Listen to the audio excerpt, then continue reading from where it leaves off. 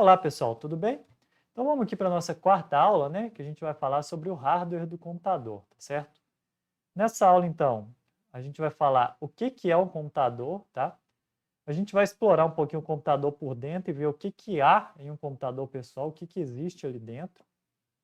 Eu vou mostrar um vídeo também para vocês sobre como é o notebook por dentro, né? A gente vai abrir o notebook aqui, mostrar os componentes de um notebook e vamos fazer a mesma coisa para um celular, para a gente ver tudo que a gente vai falar aqui na prática dentro do notebook de um celular. Tudo bem. A primeira coisa que a gente tem que fazer aqui é definir o que que é um computador, tá? Para ser definido como computador, um equipamento ele tem que possuir as seguintes características. Primeiro, ele tem que ter um sistema de entrada e saída de dados, ou seja, você tem que ter alguma forma de inserir dados nesse componente, seja por meio do touch, né, via rede ou teclado, tá, que é o mais comum. Ele tem que ter também uma saída de dados, ou seja, uma forma de, depois que ele processar as informações, ele te enviar as informações, geralmente de maneira geral para o ser humano, né, mas nem sempre, enviar esses dados para fora do computador. Aqui a própria tela também, ela já é a saída de dados, né, que ela mostra as informações de maneira gráfica. E aqui a própria rede também, porque ela pode processar alguma informação e mandar de volta, como é o caso dos servidores, né? Outra coisa que tem que possuir também para ser considerado um computador, tem que ter um sistema de memória, tá? Então tem que ter, por exemplo, memória RAM, que é a memória que vai guardar as informações enquanto o equipamento está processando, e tem que ter também uma memória não volátil, né? Que vai guardar as informações ao longo do tempo, depois que você desligar o computador. E, além disso, tem que ter também um caminho de dados e uma forma de controlar esses dados, tá? Ou seja, aqui a gente está falando do processador, né? Um caminho que vai ligar os dados da memória ou do sistema de memória aqui permanente, né? Que é o HD, o SSD, para CPU, tá? Porque é na CPU que a gente vai controlar, vai processar, fazer toda a lógica, né? Dos programas e assim por diante, vai estar aqui dentro da CPU. Então, para ser um computador, tem que ter todos esses componentes aqui, né? Sistema de entrada e saída, memória e um sistema de processamento.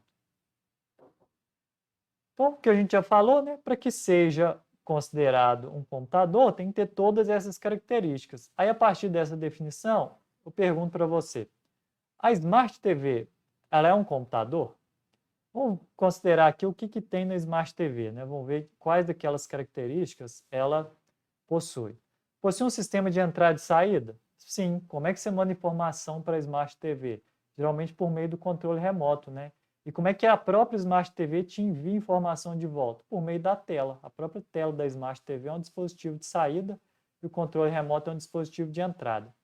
A Smart TV possui memória? Sim, a Smart TV possui memória para guardar todas as informações que são processadas dentro dela. Eu acabei de falar, se ela processa informações, né? Então, ela possui um processador? Possui um processador também.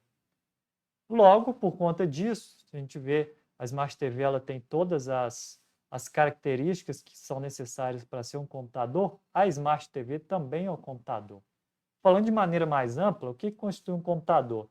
Você tem diversos equipamentos que são computadores.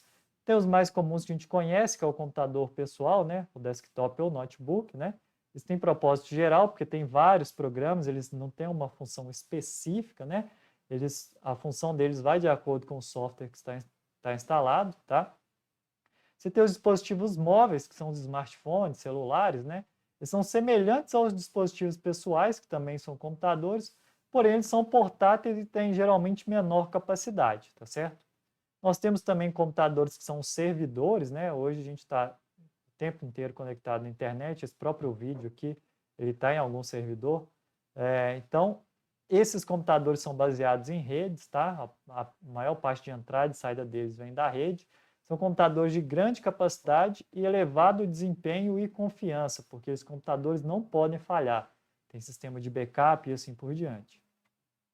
A gente tem também os supercomputadores, né, que são computadores de alto desempenho e geralmente têm um custo bem alto, tá? A principal característica dele é que eles são de grande capacidade, são computadores que ocupam geralmente uma grande área. A gente tem agora que está bastante na mídia aí, que é o computador brasileiro Santos Dumont, né? E eles geralmente são configurados como servidores e geralmente também utilizados em aplicações científicas, para pesquisa ou qualquer coisa do tipo, né? Grandes empresas também que têm essa área de pesquisa e desenvolvimento, como a Petrobras, tem supercomputadores, as empresas de energia elétrica às vezes têm supercomputadores e assim por diante. E a gente tem também computadores embutidos, né? Por exemplo, o nosso sistema lá de navegação, né? A central multimídia, que ela não faz só navegação, dos carros, por exemplo, é um sistema embutido ou sistema embarcado, que geralmente está em carros, eletrodomésticos e tudo. Se vocês forem ver, eles têm todas essas principais características, então também são considerados computadores, tá certo? Então, vou parar por aqui. A gente continua no nosso próximo vídeo, né? Falando o que há dentro dos computadores, tá certo? Um abraço e até lá!